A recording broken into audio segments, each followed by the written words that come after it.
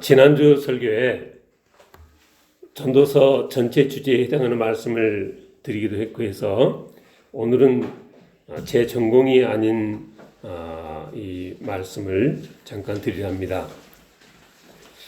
성경 얘기하는 게 제 전공인데 오늘은 뜻한 바가 있어서 조금 다른 얘기들을 많이 하려 하는데 그렇다 이렇게 이해하시고 들으시면 은혜가 될 수 있겠습니다.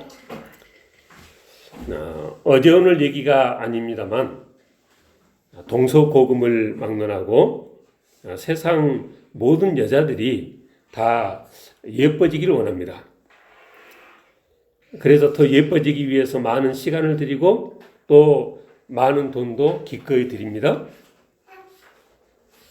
여자들이 예뻐 보이고자 하는 욕구는 생각해 보면 아마도 하나님께서 심어주신 본능의 일부가 아닐까 그렇게 생각이 되집니다. 뭘 보면 그런 생각이 드느냐? 아직 초등학교도 가기 전 유치원 여자 아이들도 화장하는 것에 관심이 많아서 그 화장놀이 장난감 세트가 만들어지고 팔리고 하는 걸 보면 그렇습니다. 어디 부부가 함께 외출할 때도 보면 남자 쪽보다는 여자 쪽이 준비가 더 늦어지는데 그게 남자는 그냥 씻고 얼굴에 스킨로션 한번 바르면 준비 끝이지만 여자는 과정이 훨씬 더 복잡해서 기본적으로 드는 시간이 다릅니다. 물론 모든 여자들이 다 그런 것은 아닙니다. 잘은 몰라도 제 아내 경우는 보니까 저보다도 준비가 더 빨리 끝납니다.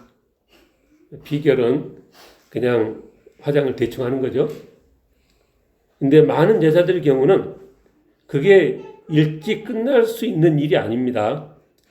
순서에 따라서 발라줘야 하는 것이 한두 개가 아니고 또 다 바르고 나면 눈화장도 해야 되고 보라장도 해야 되고 또 귀걸이, 목걸이, 팔찌도 골라야 되고 입고 나갈 옷도 이 옷 입어봤다 저 옷 입어봤다 하다 보면 시간은 계속 늘어납니다. 그런데 그렇게 시간 들여 화장을 하면 사람이 달라지긴 달라집니다. 비포와 애프터가 확실히 다릅니다. 그래서 사람들 중에는 비포와 애프터가 너무나 달라서 화장을 하고 나면 화장하기 전에 그 사람을 기억해내기 힘들다. 그래서 화장은 화장이 아니라 변장이다. 이렇게까지도 말합니다. 그러나 여자들에게 있어서는 그게 화장이든 변장이든 아무런 상관이 없죠. 무엇이 됐든 지금보다 더 예뻐 보일 수만 있다면 얼마든지 더 많은 시간과 돈을 들일 용의가 있습니다. 제가 이런 말을 하는 것이 그런 모습은 잘못된 모습이다. 그런데 너무 치중해서는 안 된다. 이런 말을 하려는 것은 아닙니다. 제가 오늘 설교를 시작하면서 말씀드렸듯이 세상 모든 여자들이 그러는 것을 보면 이 예뻐 보이고자 하는 욕구는 마치 그 모성애처럼 처음부터 하나님께서 심어 놓으신 것이 아닌가 그렇게 생각이 되어지기조차 하기 때문에 그렇습니다. 사실을 말하자면 그렇게 그 예뻐 보이려고 하는 모습 자체부터 그 사람을 예뻐 보이게 합니다. 그래서 많은 여자들이 실제로 더 예뻐지는데 많은 시간을 들이고 많은 돈을 들입니다. 옛날 얘기인데 이 화장하면 늘 생각나는 한 여집사님이 계셨습니다. 저처럼 둔한 사람이 봐도 저건 아니다 싶을 정도로 화장을 진하게 하는 분이 계셨습니다. 아마 자로 두께를 재보면 한 그 피부에서부터 화장품 두께가 1mm는 되지 않을까 싶을 정도로 그렇게 진하게 화장을 하는 예집사님이 계셨는데 화장품이라는 게 한두 푼이 아니어서 그렇게 두껍게 떡칠을 하자면 돈도 많이 들 텐데 그렇긴 하지만 그 집이 워낙 부잣집이라 화장품에 들어가는 돈이 무서워서 못 바를 집도 아니긴 하지만 화장을 그렇게 변장 차원에서 하니까 보기에는 그리 썩 좋아 보이지는 않았습니다.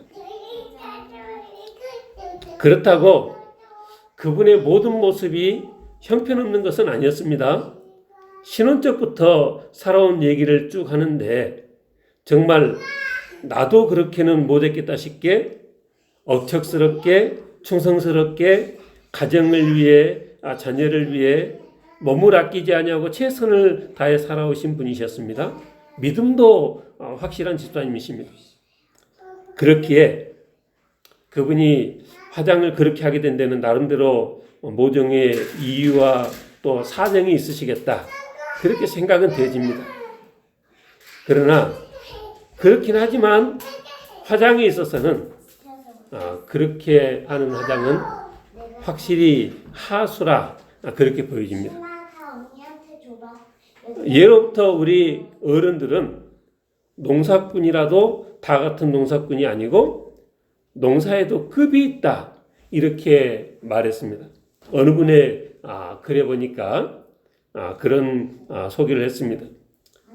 도시 사람들은 농사를 하면 그저 논밭에 나가 줄창 땀 흘려 일하다 보면 가을에 을의 수확을 거두는 것이겠거니 하고 농사를 일종의 단순 노동처럼 생각하는 경향이 있지만 사실 같은 땅, 같은 종자로 같은 여건하에서 농사를 지어도 농사꾼의 급에 따라 그 결과는 천차만별이라는 것입니다.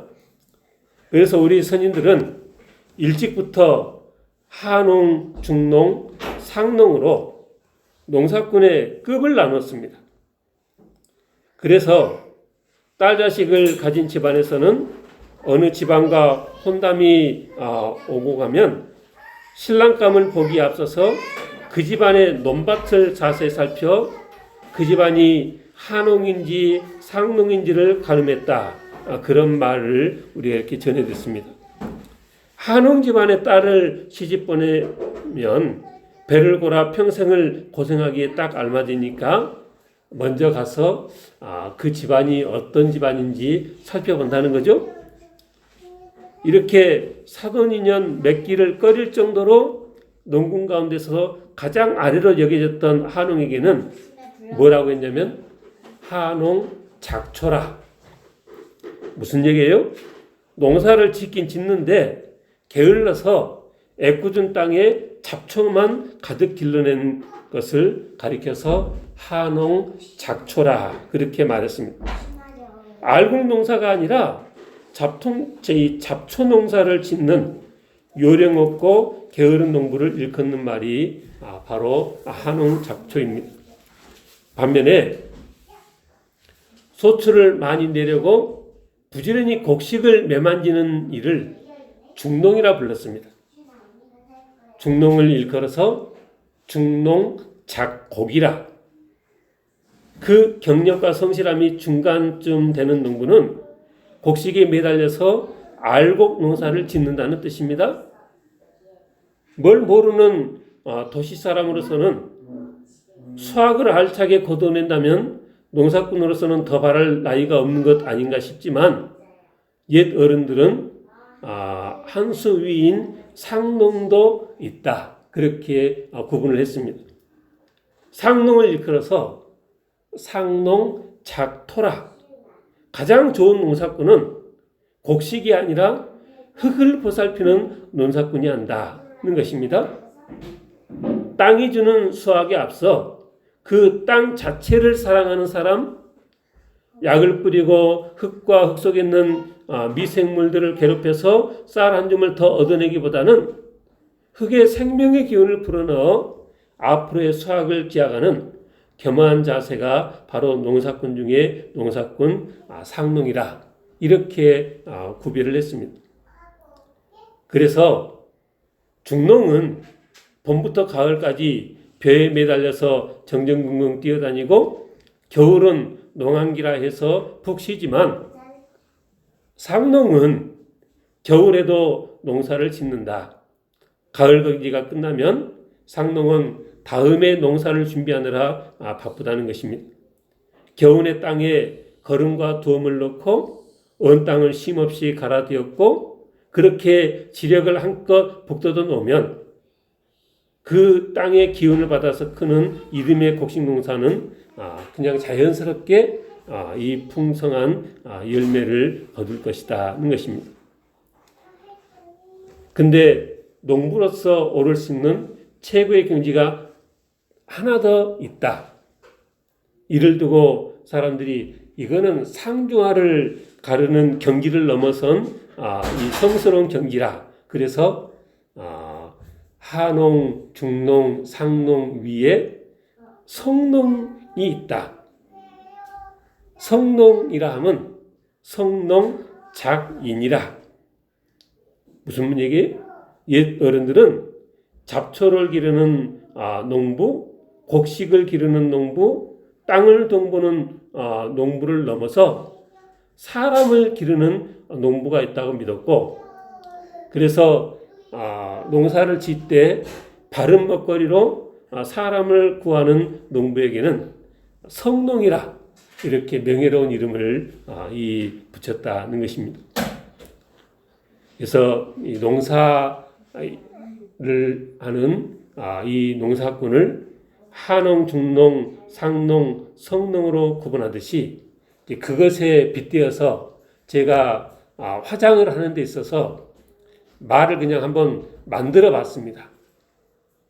화장도 하장, 중장, 상장, 성장이 있겠다. 하장하면 뭐예요? 아까 말씀드린 그 집사님처럼 얼굴에 떡칠을 해서 오히려 화장을 안 하니만 못하게 역효과를 내는 그런 화장을 하장이라. 중장은 뭐예요? 화장했다는 것을 알긴 알겠는데 그래도 화장을 안 한 것보다는 더 나아 보이게 한 화장을 중장이라. 상장은 화장을 했는지 안 했는지 티가 안 나게 하면서도 더 예뻐 보이게 하는 화장을 상장이라 그렇게 말을 붙인다면 성장은 뭐냐? 오늘 말씀의 제목을 성장합시다. 그래가지고 키가 크는 성장을 우리가 처음에는 읽었겠지만 이제 의미는 그게 아니고 성장합시다. 그러니까 피부 자체를 바꿔서 아름다움이 속에서부터 우러나오게 하는 그런 화장을 합시다. 그런 의미에서 성장합시다. 이렇게 제목을 붙여봤습니다. 현대인들은 영학에서 제가 예로 든 그 집사님처럼 화장을 하장으로 하는 사람은 거의 찾아보기 힘들고요. 대부분의 사람들이 중장 정도긴 하지만 그래도 많은 사람들이 상장 수준의 화장을 하고 피부 자체를 갖고 아름답게 하려는 성장 수준도 적지 않습니다. 화장품을 만들어 파는 이 화장품 회사들도 그래서 광고하는 걸 보면 자기네 제품을 바르면 물광 피부가 된다, 꿀광 피부가 된다 이런 광고들을 많이 합니다.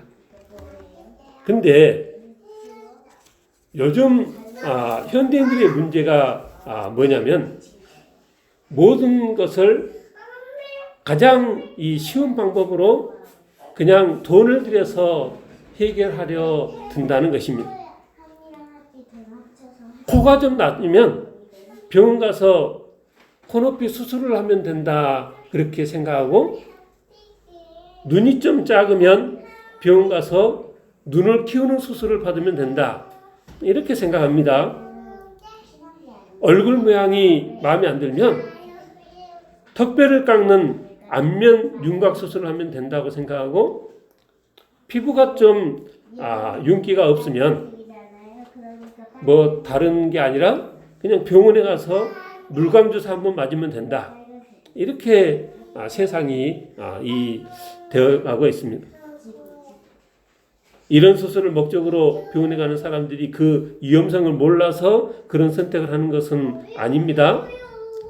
다 알긴 알지만 세상이 예쁜 사람과 그렇지 않은 사람을 차별을 해도 너무하니까 여자들은 위험을 무릅쓰고 좀 더 심각한 경우는 목숨까지 걸고 그런 수술을 그냥 선택을 하는 것입니다. 어느 블로그에 글을 한번 소개를 하고자 합니다. 어느 여자분이 쓴 글이에요. 문맥을 보니까 블로그의 제목이 뭐냐면 진정한 미의 기준은 얼굴만 이쁘다고 여잔가 마음이 고와야 여자지, 이런 제목으로 블로그에 글을 썼었습니다. 근데 진정한 미의 기준이 뭐냐라는 질문을 처음 들었을 때 이분이 하는 얘기예요. 진정한 미의 기준이 뭐냐는 질문을 처음 들었을 때 딱 떠올랐던 건 남진 아저씨의 마음이 고와야 여자지, 그 노래였다는 거죠. 아마 그 옛날 노래니까 잘 모를 수도 있지만은 그래도 간혹 들려지는 노래입니다. 새까만 눈동자의 아가씨, 겉으론 거만한 것 같아도 마음이 비단같이 고와서 정말로 나는 반했네. 마음이 고와야 여자지 얼굴만 예쁘다고 여자냐? 한 번만 마음 주면 변치 않는 여자가 정말 여자지. 이분은 남진의 노래로 이 노래를 처음 안 게 아니라 그 불의의 명곡에서 JK 김동욱이 불러서 처음 알게 됐다라고 쓰면서 진짜 공감 가는 노래다. 외모 지상주의가 판을 치는 이 세상에 이렇게 허를 찌르는 가사가 있을 소냐. 얼굴보다는 마음이 예뻐야 진짜 미인이지. 내가 안 예뻐서 이런 말을 하는 게 아니고 예쁜 사람만 좋아하는 더러운 세상, 남진아처럼 얼굴보다는 마음이 예쁜 사람을 좋아해주는 사람들이 많았으면 좋겠다. 이런 글을 올린 거죠. 그러니까 모든 상황들이 다 그냥 그려지고 또 공감이 가는 그런 내용입니다. 그래서 이런 글을 이렇게 보면 문제는 수단 방법 안 가리고 예뻐지려고만 하는 여자들만 문제가 아니라 예뻐 보이는 여자만 좋아하는 남자들도 참 문제가 많다. 우리에게 보다 정확히 볼 수 있는 눈이 있다면 그런 식으로 병원 가서 물광주사 맞아서 촉촉한 피부를 만들고 병원 가서 코 높이는 코 높이고 눈 키우고 얼굴 뜯어고치고 해서 얻은 외모는 진정한 아름다움이 아니라는 것을 알아봐야 하는데 불행하게도 남자도 그렇고 여자도 그렇고 그걸 볼 눈들이 없어서 세상이 이렇게 흘러가고 있다는 것입니다. 근데 우리가 믿고 섬기는 하나님은 우리의 겉모습이 아니라 우리의 속 중심을 보신다. 성경은 그렇게 쓰고 있습니다.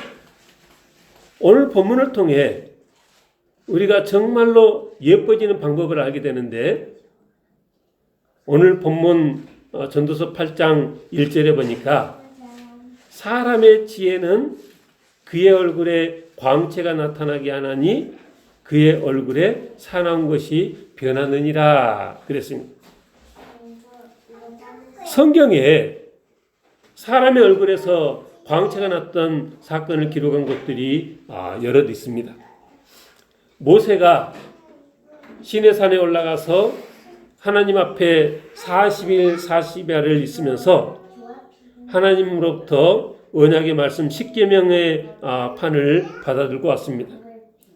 그리고 시내산을 내려오는데 출애굽기 34장 29절에 보니까 모세는 자기가 여호와와 말하였으므로 말미암아 얼굴 피부에 광채가 나나 깨닫지 못하였더라 그랬습니다. 온 백성들이 모세를 맞이하러 나갔는데 모세 얼굴 피부에 광채가 남을 보고 그에게 가까이 하기를 두려워했다. 모세 얼굴에 광채가 나서 사람들이 가까이 하기도 힘들어했고 하나님의 모든 말씀을 다 전한 후에는 모세가 수건으로 자기 얼굴을 가렸다 그랬습니다. 그러니까 모세가 하나님과 40일 40야를 같이 있다 보니까 하나님의 그 자체 발광하던 그 빛이 모세에게 쬐서 모세 얼굴도 빛나기 시작했다. 요즘 보면은 여러 그 무슨 광선을 얼굴에다 쬐는 그런 화장품 이 기계들도 있잖아요. 얼굴 피부를 좋게 한다는 그런 것들만 쬐도 얼굴 피부가 좋아진다는데 하나님으로부터 나오는 빛을 40일 동안 쬐으니 모세의 얼굴에서 광채가 나는 것도 그냥 이해가 안 되는 일은 아닌 거죠. 요한계시록 제일 마지막 22장에 보니까 저 천국에서는 다시 밤이 없겠고 등불과 햇빛이 있을 데 없으니 이는 주 하나님이 그들에게 빛이심이라 그랬습니다. 하나님께서 빛을 비춰내서 등불도 필요 없고 햇빛도 필요 없는 그런 이 시대가 온다는 것입니다. 예수님도 변화산 사건 때 보니까 변화산에서 기도하실 때 누가복음 9장 29절에 용모가 변화되고 그 옷이 휘어져 광채가 났다 그랬습니다. 예수님의 옷만 광채가 났겠습니까?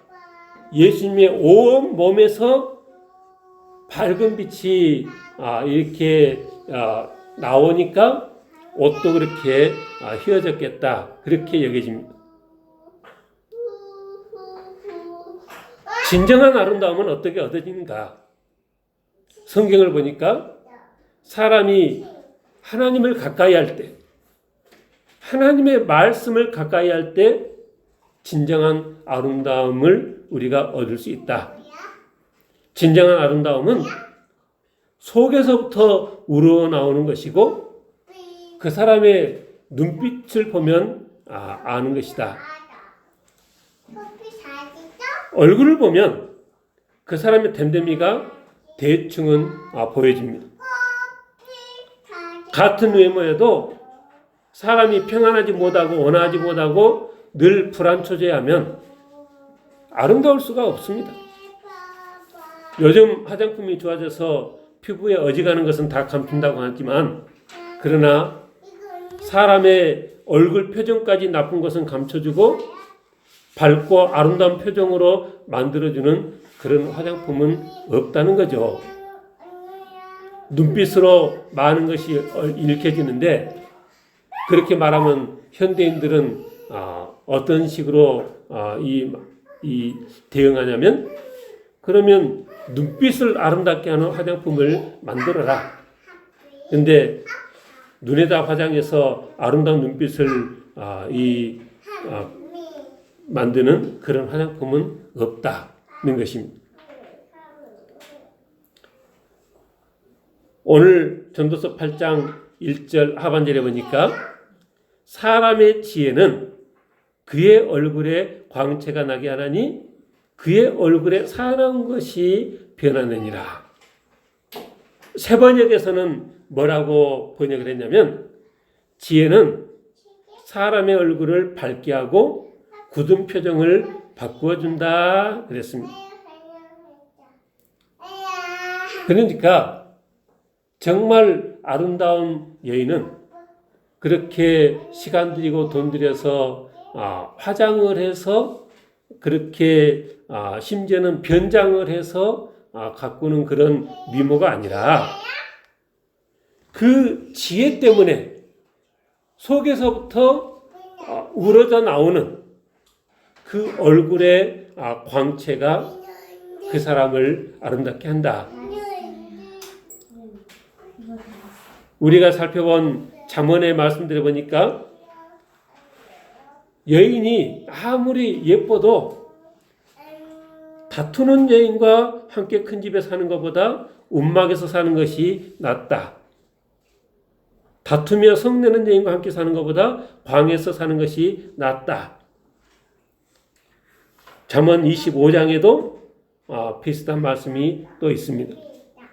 그래서 아무리 남자들도 생각할 것이 아무리 예뻐 보여도 그 사람의 속 중심이 어떠하냐가 더 중요하다는 것을 우리가 늘 생각하면서 이 사람을 대해야 되겠다는 것입니다.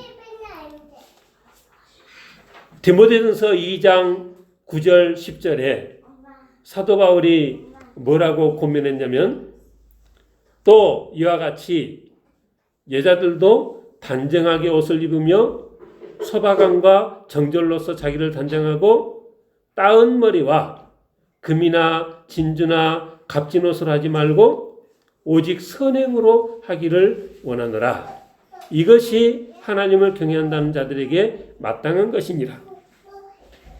어떻게 단정하라고요? 단정하게 옷을 입으며 소박함과 정절로서 자기를 단정하라. 흔히들 하는 것처럼 따은 머리와 금이나 진주나 값진 옷으로 단장하려 들지 하지 말고 오히려 오직 선행으로 자기를 단장하라. 사도 바울이 그렇게 권했고 베드로 사도도 비슷한 말씀을 하셨습니다. 베드로전서 3장 1절부터 6절 사이 말씀인데 너희의 단장은 머리를 꾸미고 금을 차고 아름다운 옷을 입는 외모를 하지 말고 오직 마음에 숨은 사람을 온유하고 안정한 심령에 썩지 아니할 것을 알아. 이는 하나님 앞에서 값진 것이다.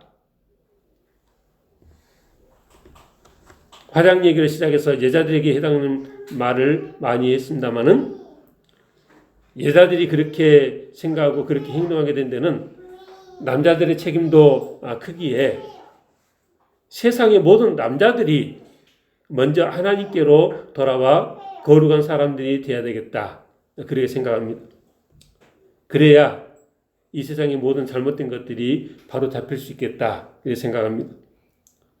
진정한 의미에서 남자도 여자도 노인들도 어린아이들도 모두 하나님을 믿고 하나님 말씀에 순종하는 지혜자들이 되어야 모든 얼굴들이 자체 발광하는 모든 사람들이 다 그렇게 바라는 물광 피부가 되어질 것이다 는 것입니다. 그 얼굴에서 사나운 기는 사라지고 하나님께서 주시는 영광의 광채로 빛나는 성도님들 다 되시길 주님으로 축원합니다. 기도하겠습니다.